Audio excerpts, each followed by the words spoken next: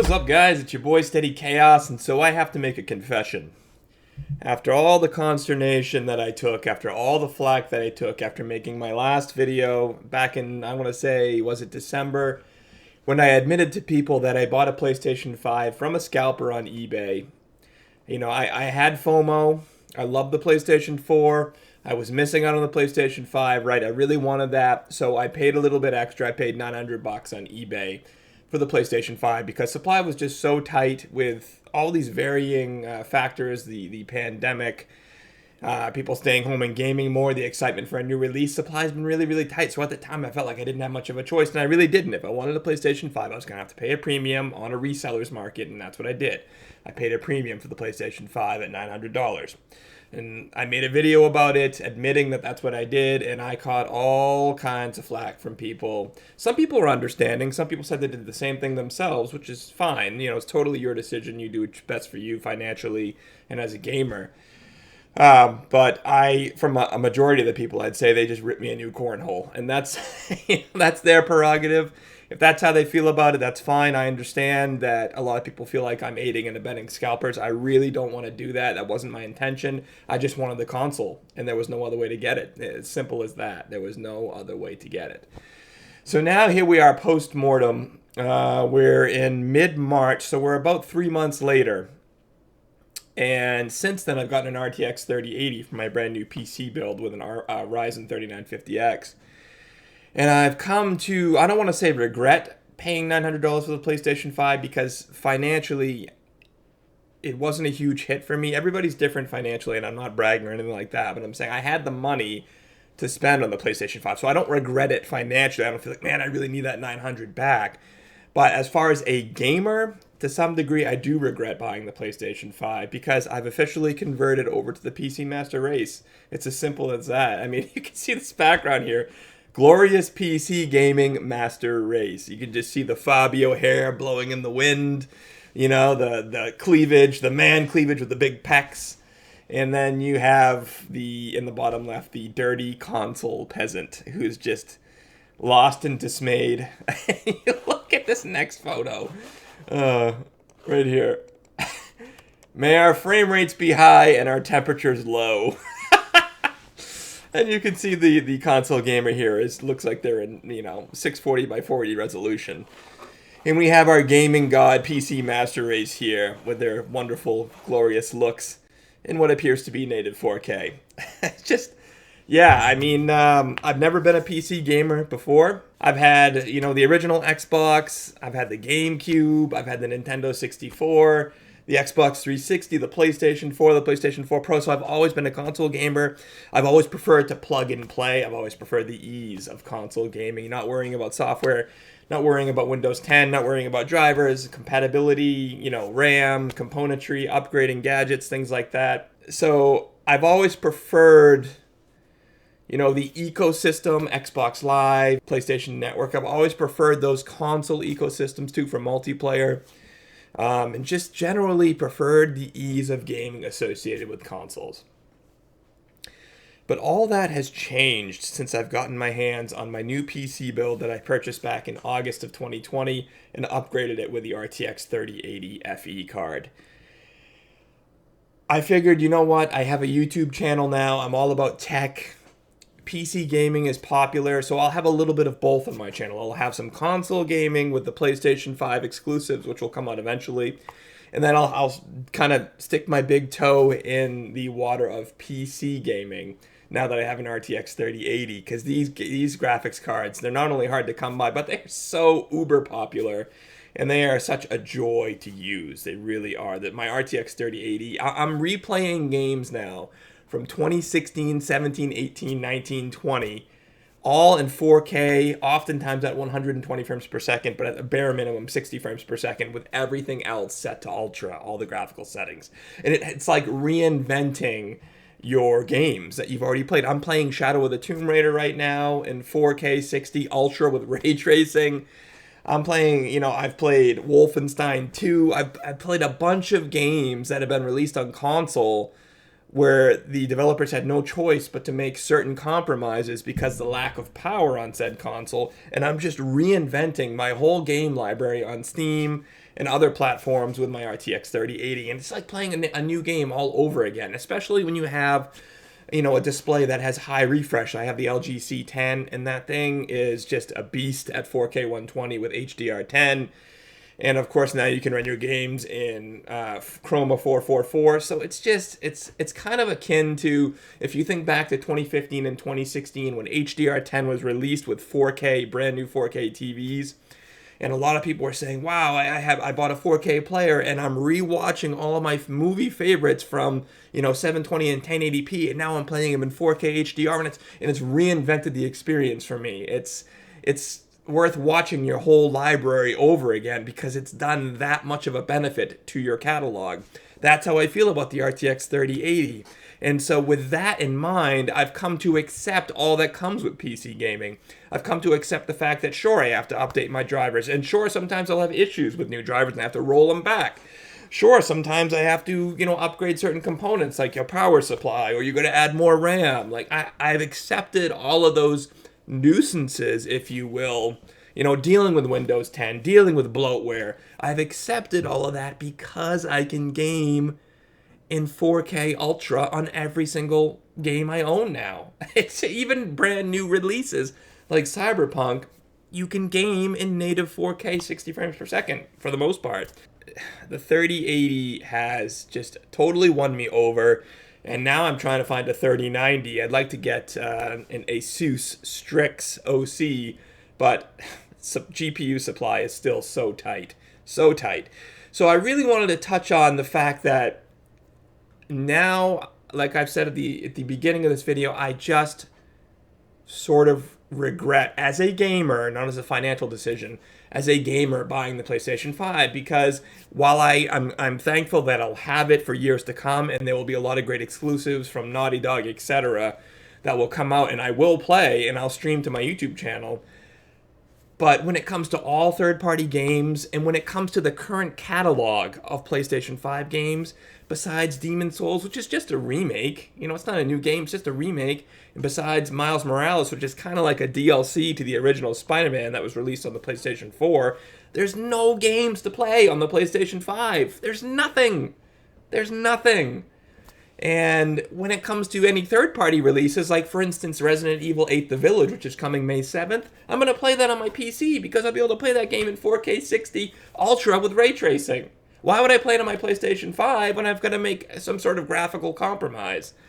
So, I wanted to talk about, at this point, if you don't like PC gaming, or if you're scared to get into PC gaming, would I recommend that you, and if you don't have a PlayStation 5 yet, you're predominantly a console gamer, would I recommend that you go out and still try to find the PlayStation 5, which you're going to have to pay most likely a premium for on a reseller market if you want it right now, because it's still really scarce? Or would I recommend that you just wait for an RTX 3060 Ti, 3070, 3080, or 3090 to be available, so that you can dabble in that, so you can jump into PC gaming and you can really play your games at 4K 120, or if you have a monitor that is capable of 240 hertz refresh rates, you could play your games at 1080p 240, which is ridiculous. So let's take a look at the current state of the PlayStation 5. So let's X out of here.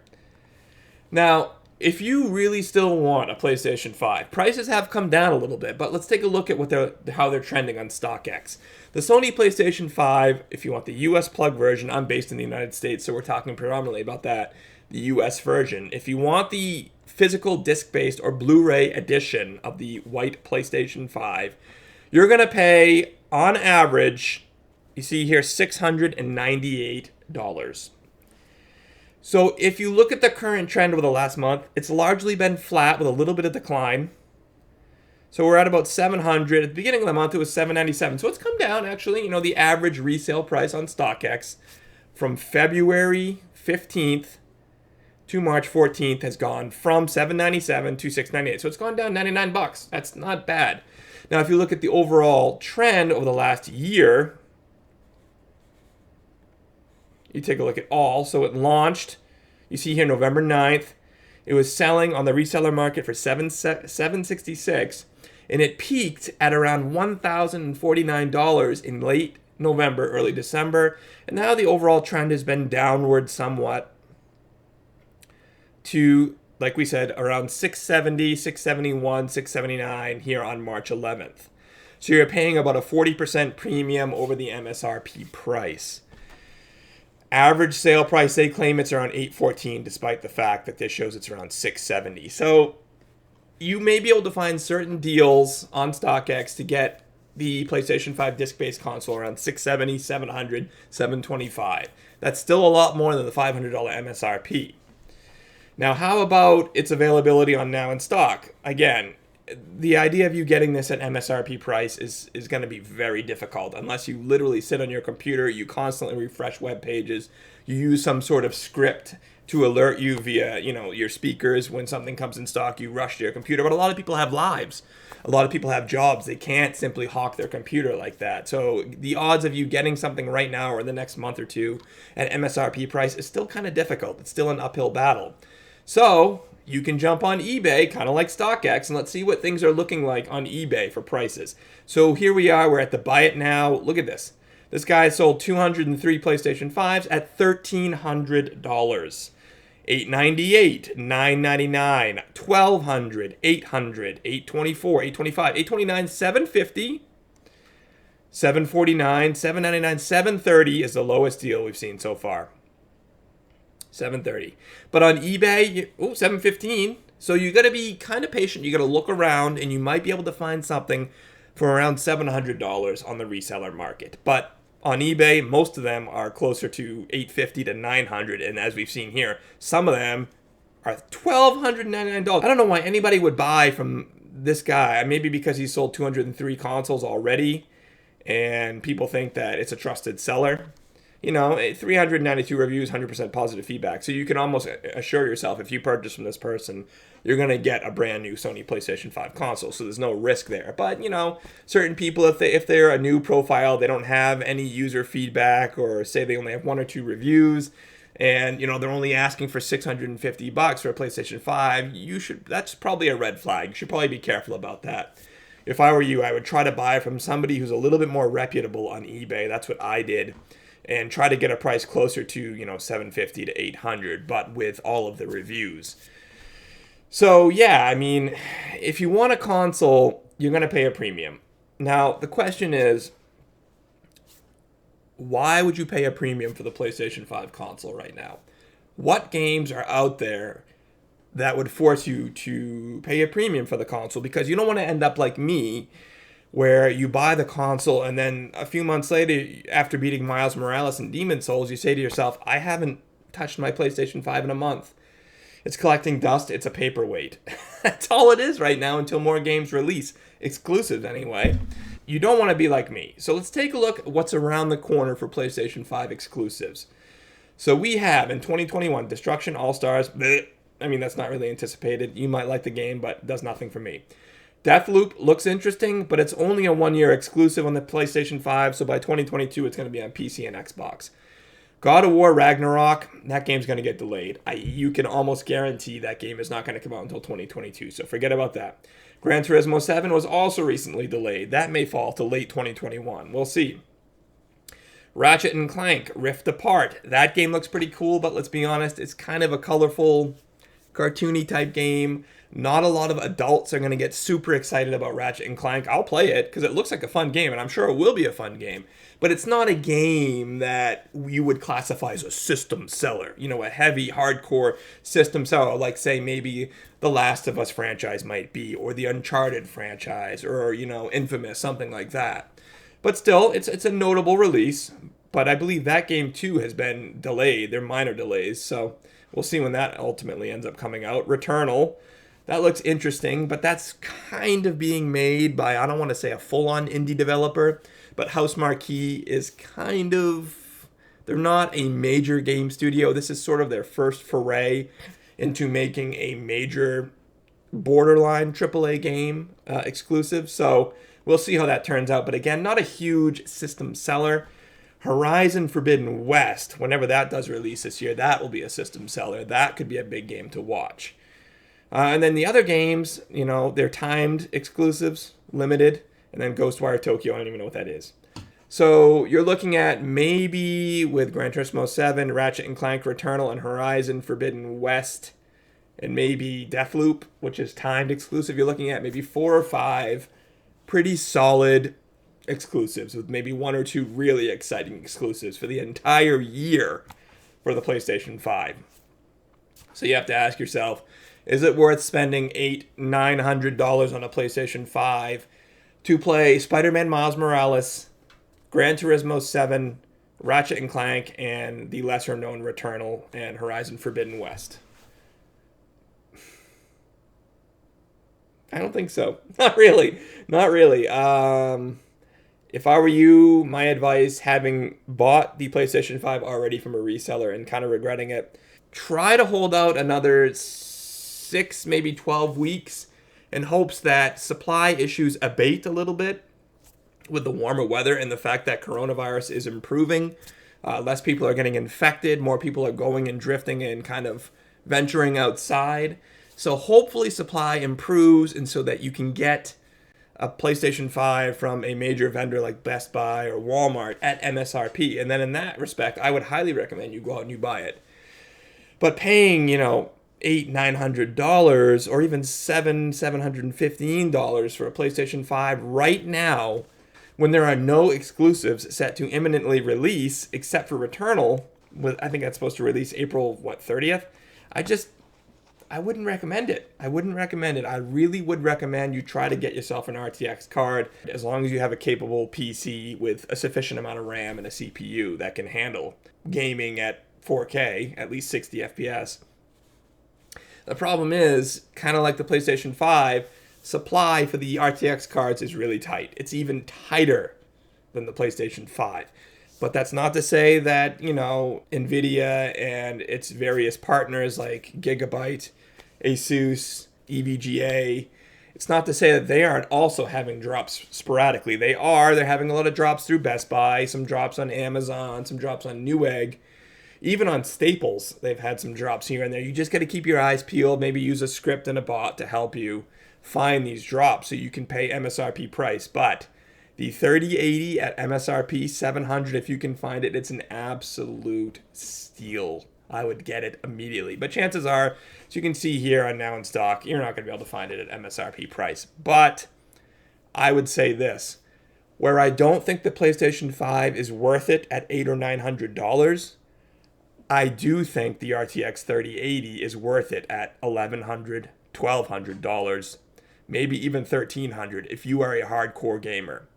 If you really enjoy gaming, if it's a hobby of yours, or if you have a YouTube channel and you stream a lot of games, or if you're just somebody who wants to maximize the potential of your 4K TV or your 4K monitor, or if you have an LG C10 panel, or if you're going to get the new C1 coming out soon, if you really want to maximize those panels, you really enjoy a game with great fidelity, great graphics, then it's worth the premium to pay for the RTX 3080. Maybe not the 3090, because that's going for like $2,700, $2,800, $3,000 on eBay. That's insane.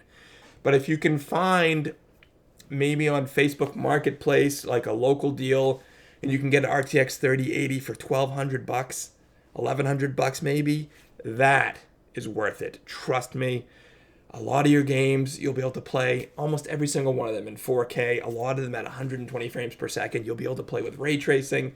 It's really opened up my eyes to gaming in general, to what I've been missing out on. Keep in mind, it's a bit of a money pit, because once you upgrade your GPU, then you feel like to maximize a GPU, you want to have the best power supply you could have. You want to make sure you have at least 16 to 32 gigabytes of super fast DDR4 RAM. And then you start looking at the brand new Ryzen chips, the 5900, the 5950, and then that's $1,000, and those are hard to find. So PC gaming can be a bit of a money pit when it comes to hardware and everything required. But if money is no object to you, then I can't recommend enough that you give these RTX cards a try, that you try some of your old games from your backlog on PC. There are great ways to buy these games digitally on PC for cheap prices. Steam has a lot of sales, but even if you don't want to pay Steam prices, you can go to websites, for instance, it's called cdkeys.com, and a lot of people would say it's kind of a gray market website, not black market, but kind of gray market in between, kind of safe and somewhat sketchy. I've had pretty much no problems. I've bought several games from cdkeys.com. You buy the game and you can check out as guest. You use a credit or debit card, and then they email your account the CD key, and you go on Steam, you just redeem the key. Prices are insane though on here. I don't know how they get their CD keys. There could be some sketchy stuff going on, but look at Cyberpunk. You can get it for $28, 60% off. You know, Hitman, $50. Control, you get it for $28. Skyrim, $14. You know, Resident Evil 3, $16, 76% off. So don't pay Steam prices, honestly. Don't pay, you know, various platforms like Origin and Bethesda. Don't pay their prices. Just get CD keys from cdkeys.com. I've had one issue where I tried to redeem a key on Bethesda's platform, and it said the key was invalid, so I took a screenshot of where it said it was invalid, and I sent my complaint to CD Keys and asked them for a refund, and within a week I had a refund. So as long as you're unable to redeem a CD key from cdkeys.com, then you can send them the screenshot where it says that the key is invalid and they will refund you. It's only when you're able to redeem the key, if you don't like the game or something like that, once you redeem the key, you can't get a refund, because once the key has been used, they will not refund you. But if you have an issue with said key redeeming it and it shows up as invalid or it won't redeem, then you can get a refund. So as far as I can tell, there's very little risk here involved for the user. Now, if you're somebody who wants to support these game developers and publishers, then you may not want to use CD keys, because something tells me they're not necessarily getting a cut or seeing any profit from some of these CD key purchases. But you know, it's up to you. You either want to try your best to pay higher Steam prices to support the game developer and publisher, or you're kind of like me and you want to try to get these games on the cheap, you know, $10, $15, so that you can play as many games at as little cost as possible. So anyway, guys, that's going to do it for me. Please leave a comment down below letting me know what you think about PC gaming and the current state of console gaming, and just how superior these RTX cards are graphically to the consoles, even including the Xbox Series X.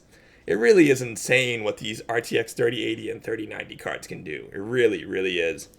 And the level of customization you have with your games, from, you know, tessellation to anti-aliasing to shadow detail and ray tracing, you just have so much more control. Vertical sync, G-Sync, FreeSync, you have so much more control over your PC games, or your games in general, than you do when you're on console. So let me know your thoughts in the comment section down below. Do you think I'm off base here? Do you think I've made the right call and predominantly switching over to PC gaming? If so, let me know why, and if not, let me know why. I'm interested in hearing both sides. So please, guys, leave a like on this video. Please subscribe to the channel for more content like this, and we will see you guys real soon. Peace.